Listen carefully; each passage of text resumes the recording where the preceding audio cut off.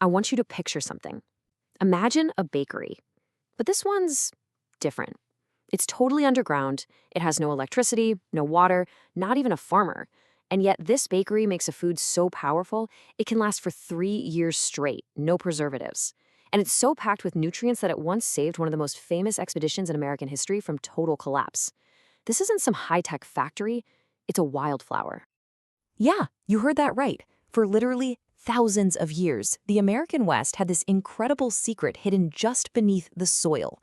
A bakery that needed no power, a food source that asked for absolutely nothing from us, except maybe a little patience.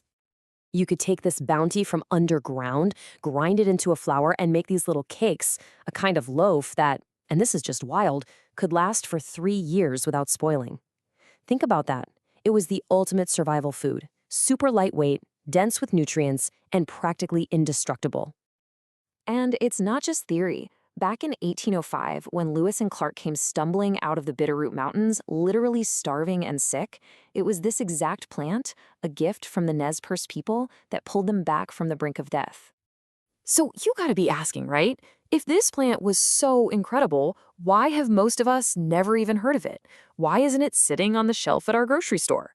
Well, that's the mystery we're digging into today.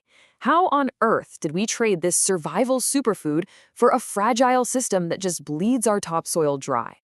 All right, so to really get this, we have to go underground. The plant's common name is biscuit root. Why? Because its big, starchy taproot was said to taste like celery-flavored biscuits when you baked it. But more than that, this thing is an absolute master of survival. So here's the plant's genius strategy. Biscuit root, or lomatium, is what scientists call an extremophile. Basically, an organism that thrives in conditions that would kill almost anything else. To get through those brutal dry summers, it pulls off this brilliant trick called ephemeral dormancy. In the spring, it just explodes with these beautiful fern-like leaves and bright yellow flowers, soaking up sunlight like crazy. But the moment that summer heat hits, poof, it performs a disappearing act. All the green stuff on top dies back, sealing all that precious solar energy deep underground in its massive root, just waiting. You know, this chart really says it all. It perfectly lays out the trade-off we made. We swapped out a resilient perennial, that's a plant that comes back year after year on its own, for a super fragile annual that needs constant work and replanting. Biscuit root actually builds and heals the soil. It's naturally drought-proof, and it's packed with good stuff. Modern wheat, well, it's a thirsty, thirsty crop, a nutritional lightweight, and growing it the way we do leads to massive topsoil erosion. It's not even a fair fight. And let's just talk nutrition for a second. We're always told that wheat is the staff of life, right? Well, take a look at this. Biscuit root delivers a huge dose of vitamin C. It easily beats out potatoes, and it leaves wheat with, well, basically nothing. For indigenous peoples and early explorers facing those long, brutal winters, this wasn't just a bonus, it was a critical defense against scurvy. But it gets even crazier. This wasn't just a source of calories. The Lomatium family had another trick up its sleeve. One of its bigger cousins, Lomatium dissectum, was actually a powerful medicine. So, during the 1918 Spanish flu pandemic, doctors in Nevada started noticing something odd. The Washoe people were surviving at way higher rates. Their secret? A tea made from this root. And guess what? Modern studies have confirmed it has potent antiviral compounds. So we didn't just plow over a food source, we literally plowed over a pharmacy. And look, this isn't just folklore. Its historical impact is written down plain as day. The Lewis and Clark expedition was basically a real-world test.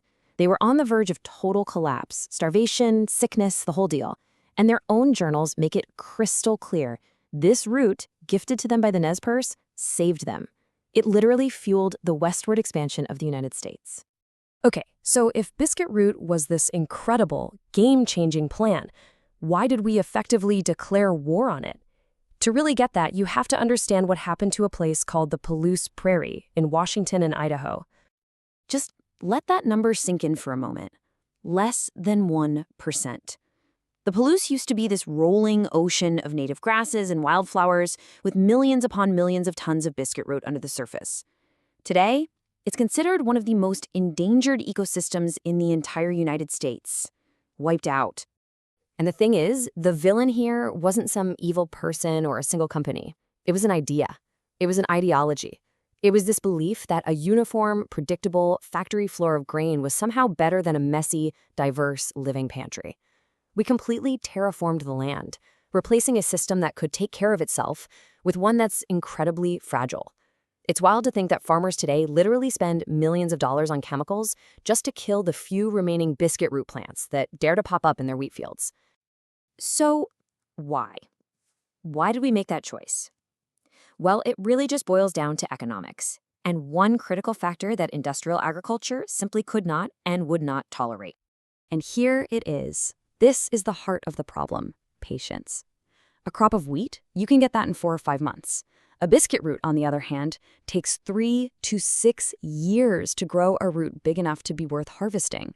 In a food system that runs on annual yields and quarterly profits, a 6-year investment is just a non-starter. Plus, it's hard to harvest with a machine since its roots are often wedged between rocks. So in the end, resilience simply lost out to speed. When the tribes were forced onto reservations, they were cut off from their traditional lands, their traditional food sources. The plant itself, well, it didn't completely vanish. It was exiled. It got pushed out to the steep canyons, the rocky cliffs, the absolute fringes of the landscape, where the big industrial plows couldn't reach it. And it's just been out there, waiting. But now, something is starting to shift. The tide is starting to turn. As our current way of farming faces these huge, unprecedented stresses, people are starting to remember the plants that don't actually need our help to survive. So what's driving this comeback? First, the big one: climate change. The West is getting hotter, it's getting drier, and our thirsty annual crops are starting to fail. Our underground water sources, the aquifers, are being drained faster than they can refill. At the exact same time, you've got this growing movement of people, permaculturists, native plant fans, who are searching for truly resilient, zero-input foods. And biscuit root is the poster child for that. It's a crop you can literally plant in a strip of gravel and just walk away. Okay, so right about now you might be thinking, this is amazing, where can I get some? And this is where we have to pump the brakes. We have to be extremely, extremely careful. Before anyone even thinks about grabbing a shovel, there is a critical safety warning we have to talk about. This is absolutely non-negotiable, okay? You must know the difference between Lomatium and its deadly look-alike, poison hemlock. Eating hemlock is fatal, period. So look closely at the stem. Poison hemlock has a smooth, hairless stem with these very distinct purple splotches on it, almost like little bruises. Biscuit root stems, on the other hand, are typically solid green, often a little hairy, and they will never have those purple spots. One loves dry, rocky soil, the other likes it wetter. But please, I'm going to say it one more time. Do not ever wild harvest this plant unless you are an absolute 100% certain expert. So, the safe way, the right way to bring this plant back is to grow it yourself. And rule number 1, again, is to only buy your seeds from reputable growers who can guarantee you've got the right species.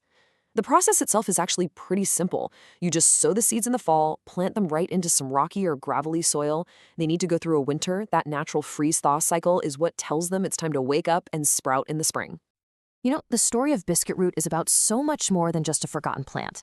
It's really about a whole worldview. We thought we could outsmart the desert by pumping endless water and spraying tons of chemicals, but we were wrong.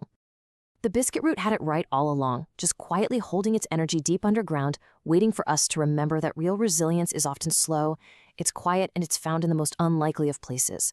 It kind of leaves us with a big question, doesn't it? Is it finally time for us to learn the difference between what we call a weed and what might just be a lifeline?